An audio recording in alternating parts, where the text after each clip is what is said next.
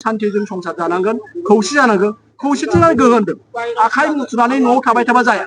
जों ओंखारनांगोन, खामानि मावनांगोन। खस्थ' खालामबासो खस्थ' होनदों हारसायाव। खस्थ' खालामबासो माने फिथाइखौ मोनगोन। बेखायनो जों सहसै मोना फिथाइखौ बयबो खस्थ' खालामनांगोन।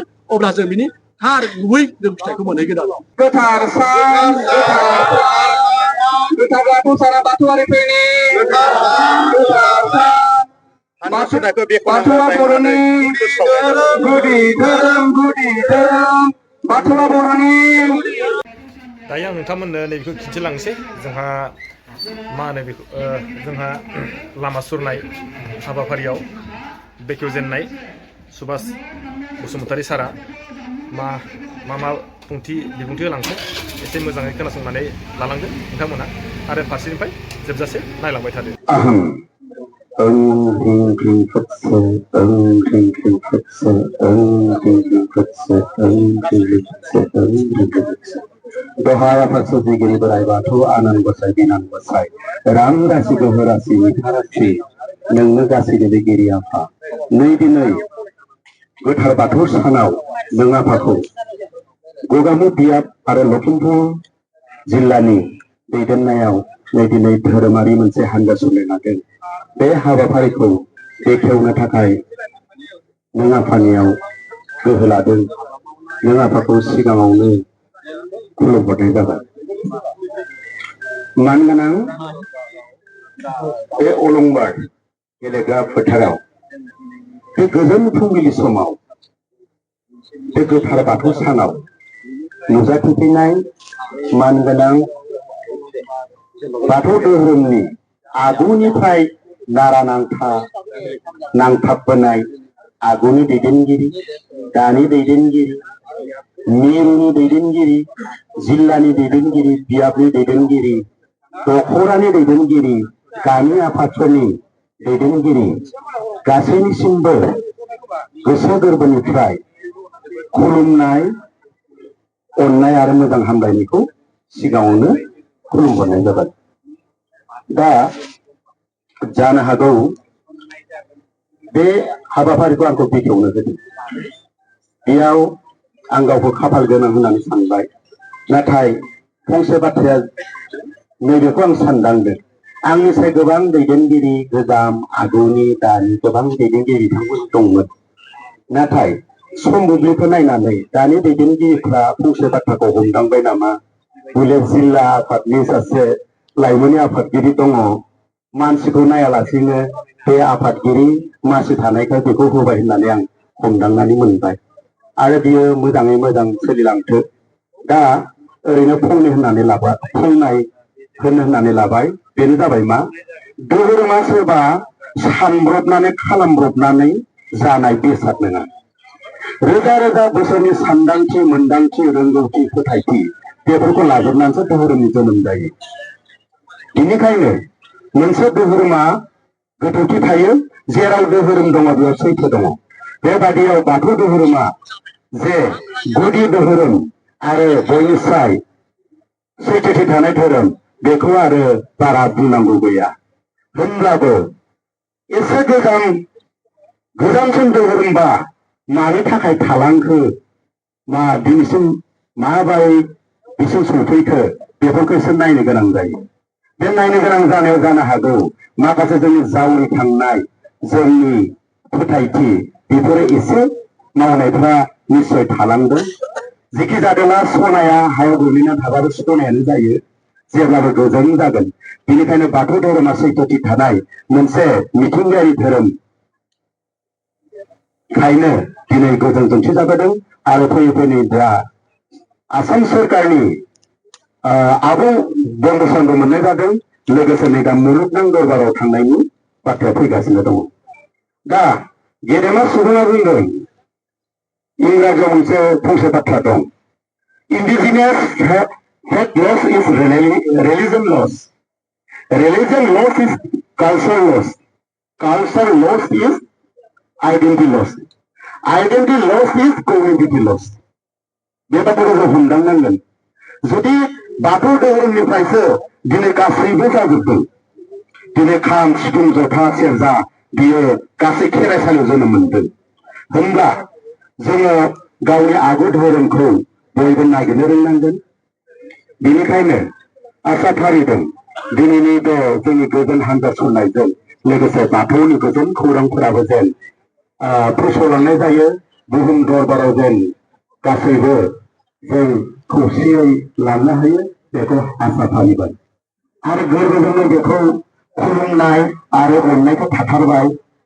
एसे गोजाननिफ्राय 20 किल'मिटार 15 किल'मिटार 10 किल'मिटारनिफ्राय फैनानै जे मानसिफोरा बेयाव नारा नाथा फुं समाव दुगैस्रां लोबस्रां फैनानै आफा बोराइ बाथौनि मुङै गासै बेयाव हान्जा सुरनो थियारि जाबाय। बेनि थाखाय गोरबोनिफ्राय गासै जोंनि बाथौसा दौरि दौसि आइ माइनाव जोहोलाव गासैनिसिमबो साबायखर बावबाय आरो बुंनानै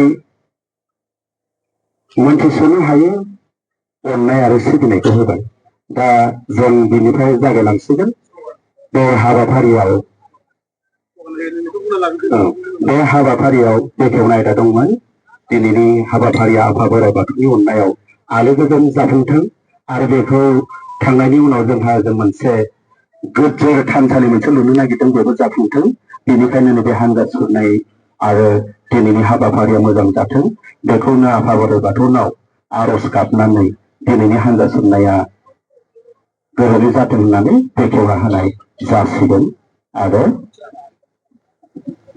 जोङो लोगो लोगो जोङो मोननैसो स्लगान होगोन। बे स्लगान होनायाव गासैबो बाथौसा बिथांमोना बाहागो लागोनखौ जोङो मिजिंथिबाय। गोथार बाथौ साना बाथौआरिफोरनि गोथार सान, गोथार बाथौ साना बाथौआरिफोरनि गोथार सान। बाथौआ बर'नि गुदि धोरोम बाथौआ बर'नि गुदि धोरोम बर' सोदोमस्रिनि गुदिया बाथौ धोरोम बर' सोदोमस्रिनि गुदिया बाथौ धोरोम बर' हारिमुनि बाख्रिया खेराइ। दायो लामा सुरनाय हाबाफारिया जागायबाय। आं दायो फारसेनिफ्राय फारि फारि खिन्थिलांगासिनो नङा होमबा? नोंथांमोना थाबाय थादो। नै दायो गारियाव माने गासैबो फिटिं खालामना लाखाबाय आरोखि नुदोंना नै बे जाहैबाय बाथौआ। बेनिफ्राय माने बे बाथौखौ माने गारिखौ सिगां सिगां लांसिगोन। बेनि उनावहाय माने गासिबो सुबुंफ्रा बाथौसाफ्रा बेनि उन उन थांसिगोन आरोखि नुदोंना नै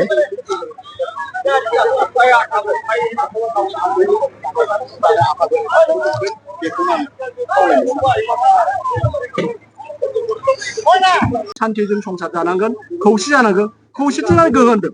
आखाइ मुथुनानै न'आव थाबाय थाबा जाया। जों ओंखारनांगोन, खामानि मावनांगोन। खस्थ' खालामबासो मस्थ' होनदों हारसायाव। खस्थ' खालामबासो माने फिथाइखौ मोनगोन। बेखायनो जों सहसै मोना फिथाइखौ बयबो खस्थ' खालामनांगोन। अब्ला जों बिनि थार गुबै जों फिथाइखौ मोनहैगोन आरो। जोंनि धोरोमा बेसिम जाना दं। मुलुगनांसिम सहैगासिनो दं जों। बे सहैनायखौ रायजो राजानि मददावसो सोरबा दैदेनगिरिनियाव नङा। रायजो राजानि बिराद मोजां अबदान मोननायखायसो बिदि थुलुंगा होनायखायसो बेसिम सहैदों आरो सहैगोन आं बेखौ आसा फालिनो हाबाय आरो।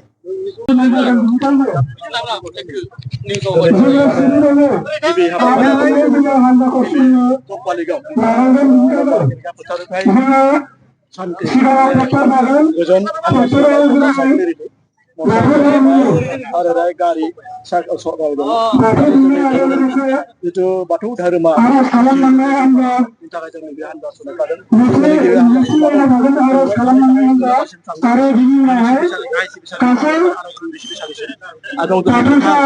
सिबिसालिखौ जों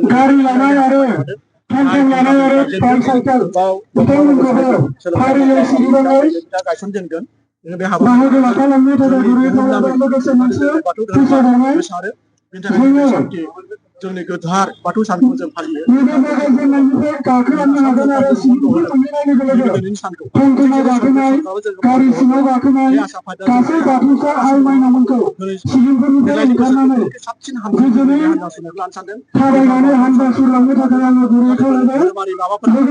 सांग्रां जाबोनानै सांग्रां जाबोदों आरो बिदि साबसिन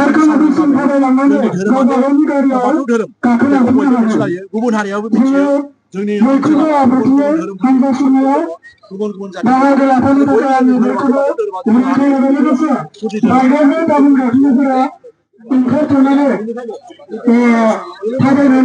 हान्जा सुरफानो बाहागो लानो थाखाय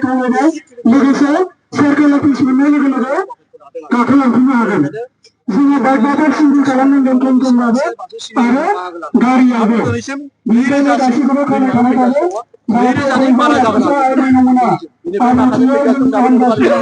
माखासे दा फुंनि समाव बेखायनो दाबो जोंनिया 2000नि खम जाया 2000 जागोन जों हान्जा सरनायाव खोब रायजो राजाखौ आं साबायखर बावनांगोन एफा गोजान हाजो खंखर नोलोबारनिफ्राय फैनानै दे केसा कातुनि जियादलनिफ्राय फैनानै बिसिम थुबुर जाफैदों आं रायजो राजाखौ एबा दैदेनगिरिफोरखौ जोंनि मावथिफोरखौ खोन्दोनि बियाबनि आरो गामिनि रायजो राजाफोरखौ आं साबायखर बावनो राव गैया आरो ओरैबायदि मोजां मोनदों जों नुफैनानै खोब साबायखर बावगोन रायजो राजाफोरा जुदि मदद होलायगोन अब्लासो दैदेनगिरिफ्राबो बा खोन्दोनियानो जा गामियानो हयथ' थुलुंगा मोनगोन बिदि थुलुंगा होनांगोन आं बेखौ खावलायदों आरो आंहा माने रायजो आं खुलुमो